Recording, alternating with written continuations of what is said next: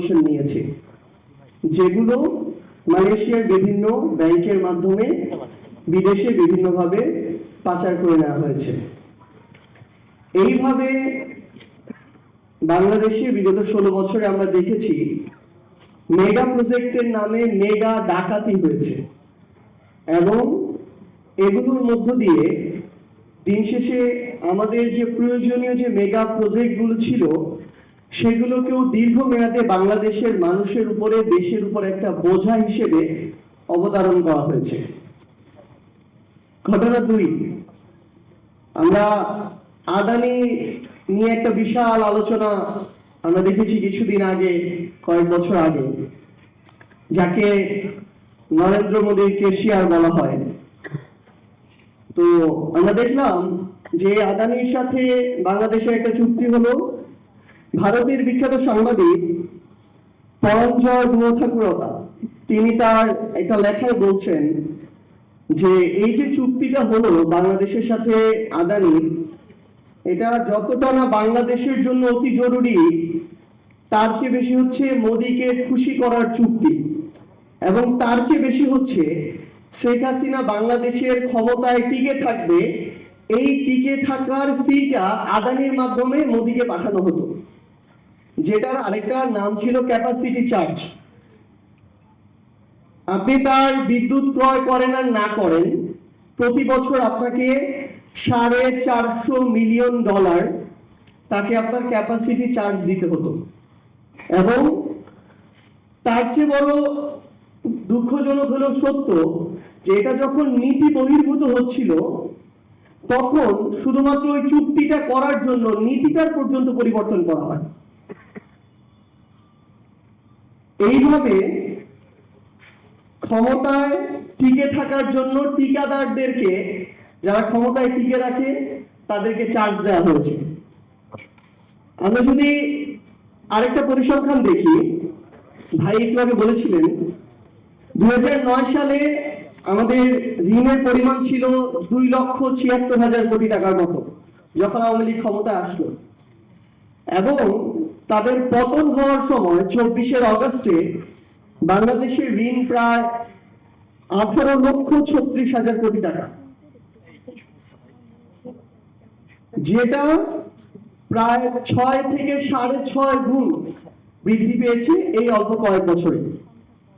এবং আমাদের বর্তমানে এই যে ঋণের বোঝা, আমরা যদি আগামীতে আর কোনো ঋণ নাও নেই, তাও এই বোঝা আমাদের শোধ করতে প্রায় 40 বছর সময় লাগবে। এবং বাংলাদেশে একটা সদ্য জন্ম নেওয়ার শিশু, তার মাথাও প্রায় 1.5 লক্ষ টাকার ঋণ চাপিয়ে দেওয়া হয়েছে।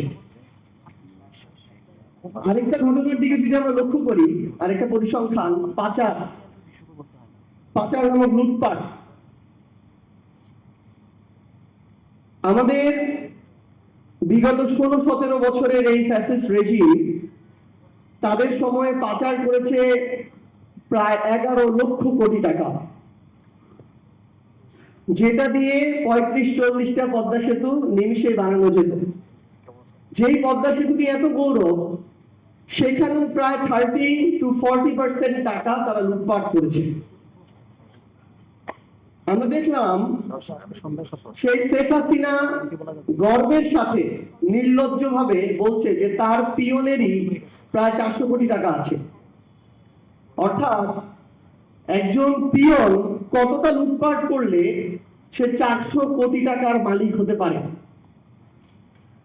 তাদের ভূমিমন্ত্রী সাইফুজ্জামান, তার শুধু লন্ডনে বাড়ি ছিল 360টা। মানে আমি শুধু এই কথাটা বলি যে তার শরীরে হাড় 206টা, মৃত্যুর পর এক একটা হাড়কে, তার এক একটা বাড়িকে যদি এক একটা কবর মনে করে এক এক জায়গায় রাখা হয়, তাও অনেক বাড়ি বেঁচে যাবে। তো বাড়ি খেকো এরকম অসংখ্য তাদের মন্ত্রী ছিল, যেখানে এই এক মন্ত্রী সাইফুজ্জামানে প্রায় 10,000 কোটি টাকা পাচার করেছে। আপনি দেখবেন ভাইরা বলেছেন ব্যাংকিং খাত নিয়ে যে এক সালমান এফ রহমান প্রায় 7টা ব্যাংক থেকে 36,000 কোটি টাকা লুটপাট করেছে। এবং শেখ হাসিনার পরে 3-4টা মানুষ মিলে শেখ হাসিনার 3-4টা হাত হিসেবে পুরো বাংলাদেশকে এভাবে নিয়ন্ত্রণ করতো, লুটপাট করতো।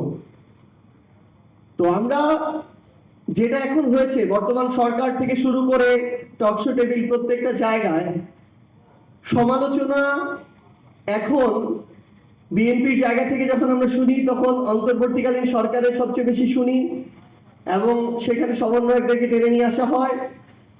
আমরা আমাদের জায়গা থেকে বর্তমান সরকারের সমালোচনাগুলো করি, কিন্তু আমরা যেন বিগত 16-17 বছরের যে এত বড় লুটপাটের রাজ্য, যেটার ফলে একটা গণঅভ্যুত্থান হতে হলো, হাজারের অধিক মানুষকে জীবন দিতে হলো, এত মানুষকে রক্ত দিতে হলো, আমরা যেন এই ইতিহাসগুলো যেন আমরা ভুলে না যাই, এই শোষণগুলো যেন আমরা ভুলে না যাই, এগুলো যেন আমাদের আলোচনায় আসে।